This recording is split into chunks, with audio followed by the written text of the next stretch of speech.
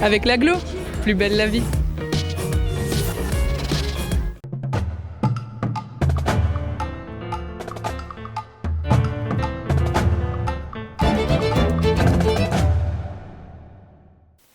Bonjour à tous et bienvenue sur Mosaïque. Aujourd'hui, je vous accueille à Ernestviller. Et pour commencer cette émission, on retrouve la traditionnelle blague de Martine. Et aujourd'hui, c'est le petit-fils de Léonie qui est un peu farceur. Regardez pourquoi.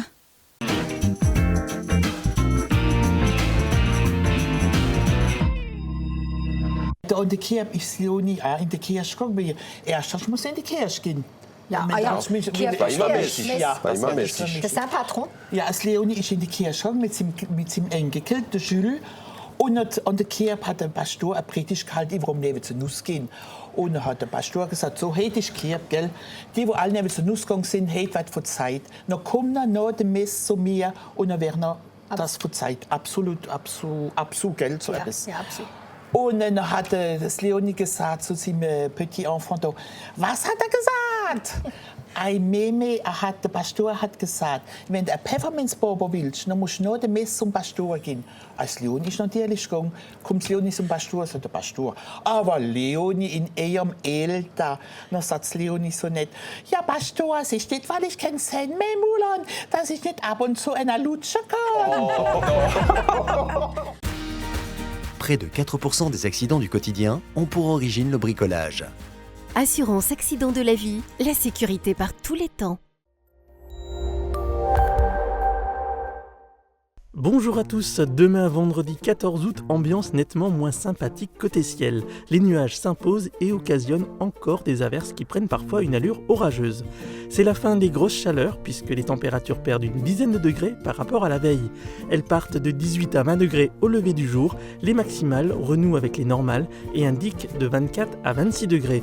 Demain vendredi 14 août, nous fêterons les Évrards. Le soleil se lèvera à 6h20 pour se coucher à 20h46. Excellente journée sur Mosaïque. Je parraine un ami et tout le monde y gagne. Mon filleul, ma banque et moi. Au Crédit Mutuel, un client satisfait rayonne. Vos données sont accessibles où que vous soyez, avec ou sans votre ordinateur. Pour les pros, la solution, c'est le cloud ID Réseau.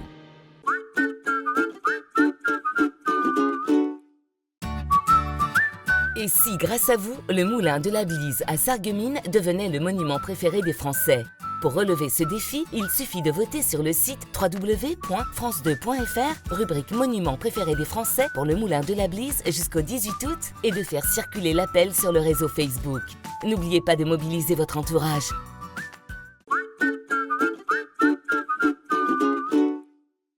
Ils vous ont attendri, ils vous ont fait sourire. Nous avons compilé pour vous le meilleur de nos paroles d'enfants. On ne s'en lasse pas.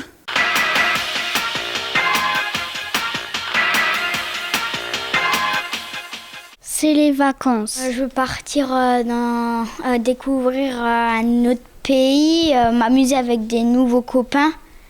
Et je vais ramener des souvenirs, je vais bien m'amuser. On fait des trucs ensemble, on joue avec nos amis et on peut partir dans d'autres endroits. C'est rester à la maison et faire des choses. C'est aller quelque part pour s'amuser. Par exemple, au zoo, au Belgique, dans des pays. S'amuser, partir en voyage, faire son cahier de vacances, jouer dehors, jouer avec le chien, regarder la télé, jouer à l'ordi et se reposer. Partir dans des endroits qu'on ne connaît pas, ou bien aller à la plage. Pendant les vacances, j'irai au camping et je veux jouer avec mon petit frère, je vais aller à la piscine, jouer entre familles ou jouer dehors. Je vais me baigner dans la mer, je vais attraper les crabes et regarder la télé, se reposer et jouer.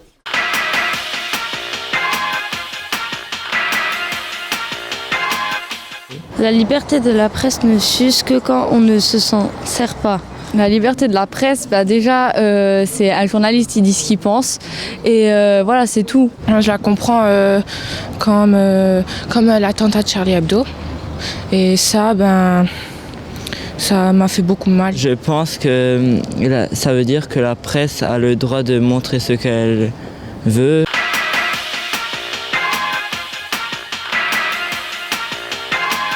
C'est la goutte d'eau qui a fait déborder le vase. Il y a un vase qui est plein d'eau. Il y avait un vase qui était rempli d'eau et qui avait encore une goutte qui est tombée dedans et ça l'a fait déborder. Et qu'il y a une fissure et qu'il y a une goutte qui est tombée. Parce qu'il y avait un peu trop d'eau quand on l'a rempli. Alors quand il y a eu encore une goutte, ça l'a fait déborder.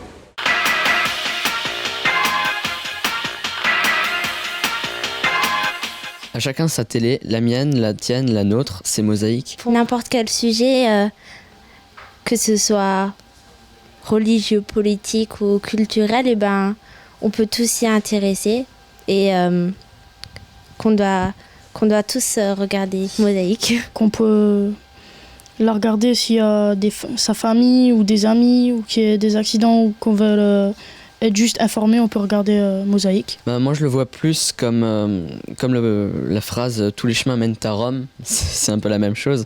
Tous les chemins mènent à Mosaïque si on est de la région. Et ça peut être bien pour être informé de ce qui se passe dans la région ou autre. Et voici à présent une compilation de notre rubrique Tendance, à moto, à vélo ou en voiture.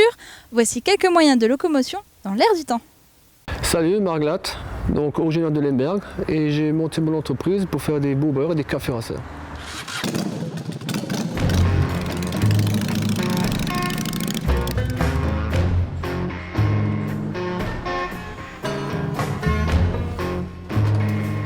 La moto, ça commence avec les bobs. À l'époque, c'était pas comme maintenant. À l'époque, on roulait en bob, on avait 12 ans, 11 ans, 12 ans. On récupérait des vieilles bécanes et on s'est retapé, on roulait avec ça en forêt. Et à l'âge de 18 ans, c'était permis, voilà, les routières, la vitesse, très dangereux sur route. Donc faut bien et c'est là que j'ai pris la décision de faire des courses de côte. J'ai fait ça pendant 10 ans en parallèle du championnat de Open 250. J'avais pas de mécano, donc j'ai préparé mes motos moi-même. Les nouvelles conventions, les nouvelles normes et tout ça, la vitesse, les sportifs, ça marche plus, quoi. Les gens sont plus orientés vers les cafés rasseurs, les bobers ou les roadsters. Et donc je me suis dirigé vers cette direction justement, qui est aussi ma passion de modifier, de créer des motos à mon image, quoi. Des bécanes qui me plaisent, où je ne recherche pas la vitesse ni les performances, mais qui soient vraiment spécialisées et qu'il n'y en ait pas deux sur le marché, quoi. C'est des motos uniques. Moi j'aime bien faire un mélange ancien-nouveau, comme un GSXR, les anciens modèles Air Wheel, où on met du bon matos dessus, du matos neuf, mais tout en respectant l'image de la moto café racer. Il y a beaucoup de gens qui ont roulé des sportives, qui sur 50 derniers qui ne veulent plus et justement qui se dirigent maintenant vers ce genre de mécanique. Ça vient de plus en plus.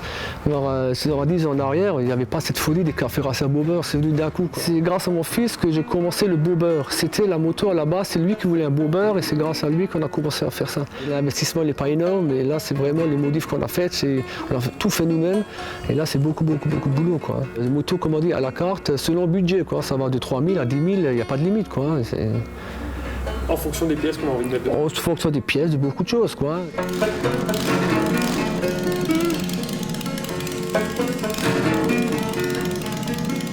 Bonjour à tous, bienvenue donc pour cet essai de la DS5 hybride. Alors pourquoi ce choix aujourd'hui de vous présenter ce véhicule? Tout simplement parce qu'en début d'année, le gouvernement a décidé donc de modifier les règles qui régissent le bonus et le malus écologique. Depuis donc, le 1er janvier, ne sont bénéficiaires du bonus écologique lors de l'achat d'un véhicule neuf que les véhicules hybrides et les véhicules strictement électriques. Concernant donc les bonus, donc, les véhicules hybrides et les véhicules électriques donc, sont encore concernés, bien qu'il y ait une baisse quand même substantielle des montants. Mais nous allons passer de montants qui l'année dernière étaient de l'ordre de 3 000, un peu plus de 3 000 € pour un véhicule hybride, vont passer cette année à 2 000 € dans la limite de 5% du prix d'acquisition. Alors, pour parler plus en avant donc, de l'hybride, alors on a un écran devant moi. Cet écran va me permettre de savoir en temps réel ce qu'il se passe. Lorsque je vais, comme ici, relâcher l'accélérateur de la voiture et donc que je serai en phase de décélération, les roues vont tourner dans le vide en rechargeant en réalité la batterie donc, du module hybride. Lorsqu'on est uniquement en ville et qu'on va, on va dire, avoir le pied léger, on va pouvoir fonctionner strictement en électrique. On va avoir une autonomie certes limitée, 4 km en réalité sur ce véhicule, ce qui est déjà quand même pas mal. Quand vous allez acheter votre baguette de pain, si vous n'y allez pas à pied, même si c'est bien de faire de l'exercice, vous allez pouvoir finalement être en zéro émission. On va regarder, dès qu'on est en zéro émission, on va avoir en fait un écran qui va même nous donner notre pourcentage d'utilisation du module hybride. Ça devient presque un jeu d'essayer de ne pas consommer. Ce qu'on a aussi comme avantage, étant donné qu'on a le moteur électrique qui travaille sur les roues arrière, le moteur thermique qui travaille sur les roues avant, on a aussi un mode 4x4. Donc comme vous l'avez compris, j'ai été convaincu par l'essai de ce véhicule. J'aurais juste un dernier bémol, c'est que justement, à regarder aujourd'hui que le rejet de CO2 et à ne pas regarder forcément où la voiture va être polluante, on a peut-être loupé l'essentiel parce qu'aujourd'hui de nouveaux moteurs viennent, entre autres sur ce véhicule, d'être mis en place, qui certes rejettent peu de CO2, ce qui permet d'avoir, entre autres pour les sociétés, les entreprises, des taxes plus faibles. Ces véhicules restent polluants dans un cycle urbain, dans un usage en ville, là où le modèle hybride a toute sa place, à savoir un usage électrique quasiment strict ou en tout cas mixte qui permet de limiter donc, les particules polluantes pour nos enfants entre autres. Je vous souhaite à tous une très agréable journée et je vous dis à très bientôt. Bonjour, bienvenue aux Deux Roues à Sarralbe. On va vous parler de la passion de notre vélo. Il y aura plein de choses à dire et on va vous montrer qu'effectivement le vélo a changé. Là, on va vous présenter le dernier cri donc, en ce qui concerne le VTT, qui représente quand même 70% du marché actuel. Faut savoir que le VTT a relativement changé par rapport aux années précédentes, puisqu'on passe aujourd'hui sur de la suspension intégrale. On a la suspension arrière, on a la suspension avant qui peut être pilotée électroniquement. Aujourd'hui, vous avez l'électronique qui est embarquée tout simplement pour que l'utilisateur puisse plus facilement utiliser son produit. La suspension se gère tout seul, on n'a plus besoin de réglages farfelus. Ça limite l'entretien. Par contre, effectivement, de l'électronique embarquée veut dire qu'on a un coût supplémentaire dès lors de l'achat. Ce type de produit s'adresse de plus en plus à des amateurs.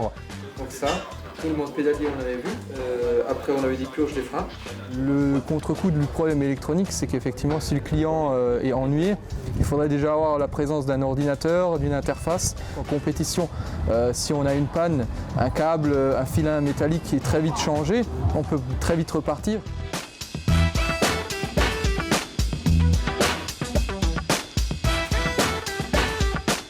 Une tendance qui se démocratise de plus en plus, le vélo à assistance électrique, donc qui se décline en plusieurs produits. Donc là on a des autonomies grâce aux batteries et au système de dernière génération qui atteignent 160 à 180 km d'autonomie.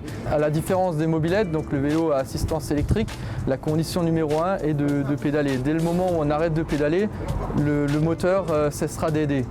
Donc après, suivant la force et suivant le système ainsi que le mode choisi au niveau de l'aide, le vélo va démultiplier la vitesse jusqu'à arriver au point de 25 km/h qui est réglementé en France.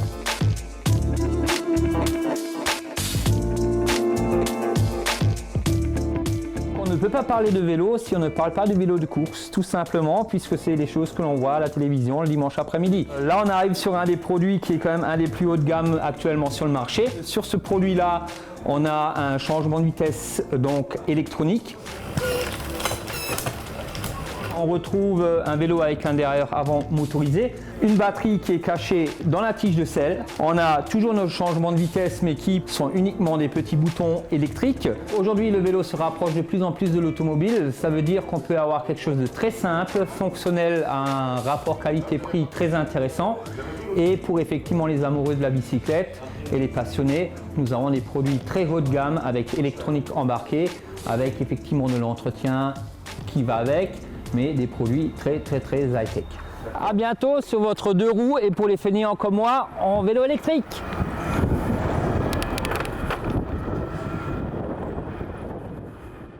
« 150 véhicules à votre service. AVS. Notre métier, vous accompagner.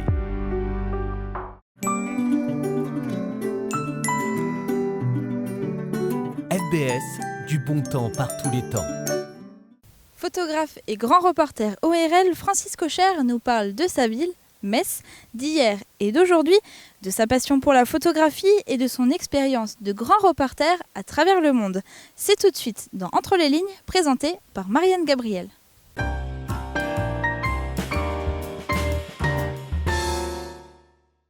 Il a 11 ans lorsque s'élève le mur de Berlin. Peut-être est-ce de là que vient son obsession des murs.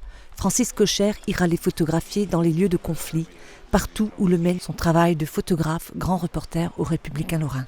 Il a publié une dizaine d'ouvrages, dont Témoins du XXe siècle et Paroles de mur. Francis Kocher nourrit une passion pour la photographie, mais aussi pour toute forme d'expressions artistiques. Sa large connaissance dans le domaine de l'art, autant en musique qu'en littérature ou encore en art contemporain, son expérience de journaliste international en font un témoin incontournable de notre époque. Bonjour à tous, bienvenue Entre les lignes. L'ouvrage dont il est question aujourd'hui se défend d'être un guide touristique ordinaire. Il se présente davantage comme l'invitation d'un ami à venir découvrir sa ville, cet endroit qu'il a vu grandir et dont il veut vous faire partager ses secrets. J'ai le plaisir de recevoir Francis Kocher, photographe et grand reporter aux Républicains lorrains. Bonjour Francis Kocher. Bonjour. Je vous écris de Metz. Ce livre, il sort des clichés convenus. Qu'est-ce que vous avez voulu apporter à cet ouvrage ? Eh bien, apporter d'abord ce qu'on ne fait jamais en journalisme, et surtout pas là où je travaillais, c'est dire « je ».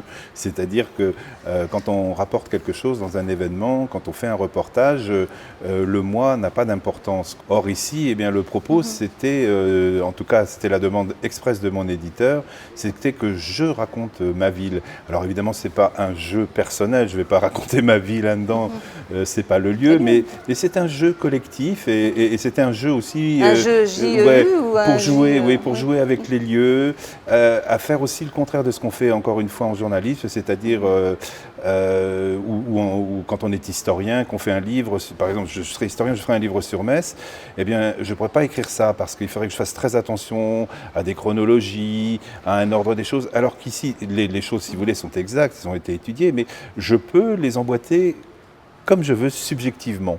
Et donc c'est un livre que j'assume très subjectif, d'autant plus que j'en ai écrit à la fois le texte et que j'en ai fait les photos, non pas l'illustration, parce que je pense que c'est un travail tout à fait à part entière, parce que je suis aussi bien photographe que journaliste, et pour moi c'est quelque chose de très important de raconter le monde tel que je le vois à travers le prisme de mon œil, et mon œil n'est que le prisme de mon cerveau et de mon émotion.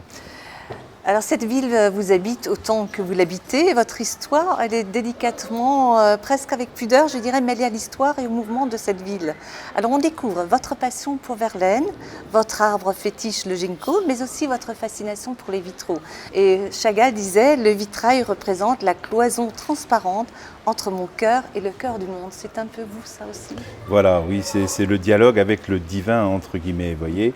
Je me souviens d'avoir lu il y a 20-25 ans un livre qui est extraordinaire de Bernard Tirsiot qui s'appelle Le Passeur de lumière. C'est un roman justement sur un maître verrier du Moyen-Âge et j'étais absolument fasciné par ce texte, sur justement au fond l'alchimie qu'il y a de passer entre le monde des humains et le monde de la spiritualité, et ça se passe que dans de l'immatériel et avec du vert, de la couleur qui transparaît d'un lieu donc immatériel vers un lieu matériel, et j'aime cette relation lumineuse, c'est le cas de le dire, et en plus on voit que ce sont de très très grands peintres seulement qui sont capables de faire ces œuvres et ces chefs-d'œuvre, et on a la chance à Metz d'avoir une cathédrale qui est quand même, on l'appelle la lanterne de Dieu parce qu'elle représente quand même 6 mètres carrés de verrière, et c'est unique au monde ça. Et dans ces verrières en plus il y a bien sûr de grandes verrières classiques, historiques, Hermann de Münster, etc., mais aussi des contemporains dont Jacques Villon qui était le frère de Marcel Duchamp et qui a fait là une œuvre absolument exceptionnelle au niveau de la coloration. Et puis il y a Bissière aussi, le peintre abstrait, et alors en majesté Chagall. On a la chance d'avoir eu toute une série absolument remarquable de vitraux de Chagall. Et il y a une petite annexe aussi qui est à Saint-Maximin, qui est une église qui se trouve dans le quartier Outreseille, où au fond a été relégué à l'époque parce qu'il avait une réputation sulfureuse, c'est Jean Cocteau. Or, à Metz, on trouve le seul ensemble unique dans une église d'œuvres de vitraux de Jean Cocteau, qui sont très très beaux aussi. Et franchement, c'est un rendez-vous avec le silence. Voilà, il y a un circuit à faire et à imaginer. et c'est de toute beauté et de silence. Votre métier aussi vous a permis d'accéder à des endroits insolites? Oui. Beaucoup. Exemple? Oh, des endroits insolites. Le plus fou? Les plus fous, je ne sais pas. Les plus fous sont les endroits où on va. Parfois, c'est dans des conditions extrêmement difficiles, comme au Kosovo ou en République démocratique du Congo, quand Kabila est arrivé, ou des endroits où il y a le chaos, comme à Bagdad, quand les Américains sont arrivés à la chute du dictateur, etc. Et à un moment, il n'y a plus de règles, il n'y a plus rien. C'est une pure folie. C'est-à-dire que vous êtes dans un endroit où il n'y a plus de filet, pour vous, bien sûr, parce qu'il n'y a plus de téléphone, il n'y a plus rien, il n'y a plus de police, il n'y a plus de sécurité, mais plus pour personne. Donc ça veut dire qu'à un moment, il va falloir réinventer, réorganiser quelque chose. Et c'est très dangereux, d'une part, mais c'est très grisant de l'autre aussi, parce que c'est des émotions qu'on vit quasiment jamais dans une seule vie. Enfin, c'est assez improbable.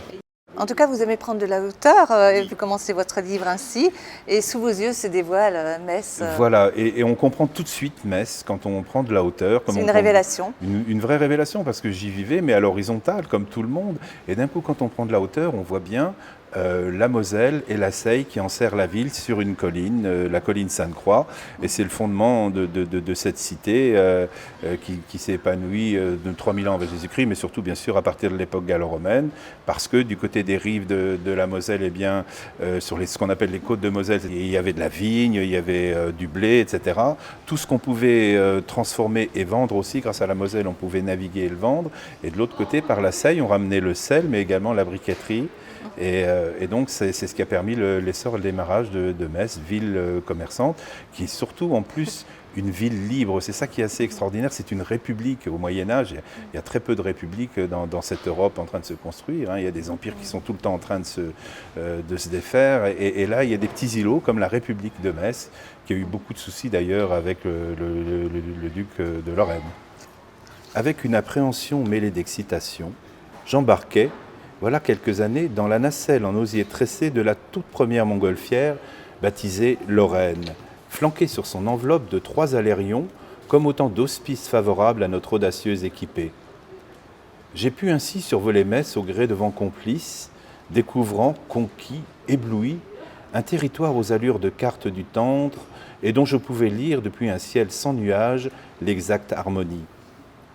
Prenant tantôt de l'altitude pour embrasser l'ensemble du paysage urbain enserré à leur confluence par les bras de la Moselle et de la Seille, tantôt caressant presque le toit des maisons sur lesquelles se dessinait l'ombre soudain gigantesque de notre ballon. Oh, notre équipage avait fière allure. Les alizés avaient eu la générosité de nous pousser vers la cathédrale, dont la silhouette émergeait en majesté au cœur du tissu urbain. Elle était embrasée par le soleil couchant. Un moment de grâce, vraiment. Votre livre présente différentes facettes de Metz, différents visages de Metz.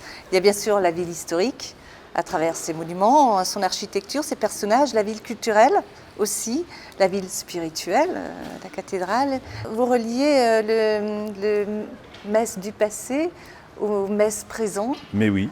Tout le temps. Tout le temps, c'est un aller-retour permanent pour moi, et c'est un aller en avant, et puis c'est vraiment une espèce de jouissance gourmande, en plus avec cette pierre de Jaumont, cette pierre jaune qui a cette particularité de prendre la lumière et de la faire chanter au long du jour jusqu'à la nuit. Elle passe d'un jaune presque blanc à mordoré, et puis à un moment elle va devenir complètement éclatante et lumineuse. Et j'aime cet équilibre, voilà. Ça me touche beaucoup, oui, oui. Alors vous dites aussi, capturer le mouvement, saisir comment le quotidien et la mémoire des lieux se nourrissent mutuellement, se réinventent au long des saisons. Oui, je vais vous donner un exemple. Il y a la place Saint-Louis, qui est connue pour son architecture italienne, puisque c'était les Lombards qui étaient installés là, qui changeaient la monnaie, qui frappaient la monnaie à Metz, c'est dire que la ville était quand même puissante, et les Lombards étaient venus s'installer là. C'était pas par hasard, c'était bien parce que c'était la route entre le nord, les commerces du nord et jusque vers les Florentins. Et cette place, qui a été pas mal abîmée au travers des siècles, mais il reste encore une belle harmonie avec ses passages, etc., ses façades italiennes très plates avec des petits toits en pointe. Et si vous êtes maintenant au marché de Noël, vous allez avoir une perspective qui est très singulière, puisqu'on a reconstruit des maisons et qui épouse vraiment l'enfilade de la perspective. Vous arriverez à un autre moment en été, ça va être le festival au pop-pop, alors c'est un grand chant festif. Un autre moment, ça va être la braderie. Alors vous vous retrouvez au Moyen-Âge aussi, parce que la braderie existe, enfin ces fêtes commerciales existaient à ces endroits-là depuis des temps immémoriaux, mais simplement avec de nouvelles impressions physiques. Et puis, mais le commerce et le principe restent le même. Vous voyez, donc un même lieu, et le jour et la nuit, il n'est pas pareil, et voilà. Et c'est ça qui est absolument génial. Et ce qui est génial aussi, c'est que vous rendez hommage aux sentinelles de la mémoire. Alors, je cite l'historienne Christiane Pignon-Feller. Que j'adore. Ah oui, elle a écrit une histoire de Metz, donc sous le Second Empire et sous l'Empire germanique, donc de 1800 à 1918. C'est un livre qui est absolument fondamental et fondateur. Puis en plus, elle est absolument délicieuse comme personne. Vraiment, c'est des gens qui m'éblouissent. Oui, oui. Désirée Meyer, elle est organisatrice des Journées de la culture juive. Pareil, on imagine mal l'importance qu'ont eu les communautés juives et protestantes sur Metz, mais vraiment c'est quelque chose de fondamental. Et Daisy a cette capacité, avec son festival du mois de septembre, là, des festivals juifs européens, de mettre en valeur la culture juive et surtout de la fondre à la ville. C'est-à-dire que vraiment c'est quelque chose qui n'est pas pour une communauté, qui n'est pas du tout communautariste, mais qui est comme un champ culturel et un champ de partage qui nous invite à mieux nous connaître les uns les autres, et c'est merveilleux, quoi. Alors il y a aussi tous ceux qui participent au quotidien à rendre cette ville si attachante et si humaine. Il y en a d'autres? Oui, alors par exemple, moi ce que j'ai voulu montrer dans ce livre et qu'on ne montre pas dans les livres traditionnel de patrimoine sur les villes, c'est que la ville est vivante, c'est-à-dire qu'il s'y passe tout le temps plein de trucs. Il y a le festival littérature et journalisme, il y a d'autres choses. Il y avait la nuit blanche. Voilà. Alors c'est incroyable, voir 100 000 personnes défiler la nuit pour voir des performances, pour voir des trucs en plein air et tout. On se dit que mais il y a un potentiel absolument incroyable à partir du moment où on met ce petit truc, cette étincelle qui fait que les gens réagissent au quart de tour et se saisissent de leur espace et de leur ville. Et ça, c'est absolument génial. Alors Francis Kocher, merci d'avoir accepté cette invitation. Donc votre livre est édité chez Serge Domini, c'est ça? Oui. On le trouve un peu partout? On le trouve partout, en Lorraine en tout cas, puisque c'est un livre qui est essentiellement dédié à la littérature régionale, dans le sens noble du terme. Mais je dois saluer vraiment le travail de Serge, parce que dans des conditions très très difficiles pour le monde du livre, eh bien, lui, il continue à tracer son sillon dans l'excellence, et franchement, j'ai eu un soutien extraordinaire de sa part pour pouvoir réaliser quelque chose qui était un rêve à nous deux. Merci beaucoup. C'est la fin de cette émission. Merci de nous avoir suivis. À très bientôt, Entre les lignes.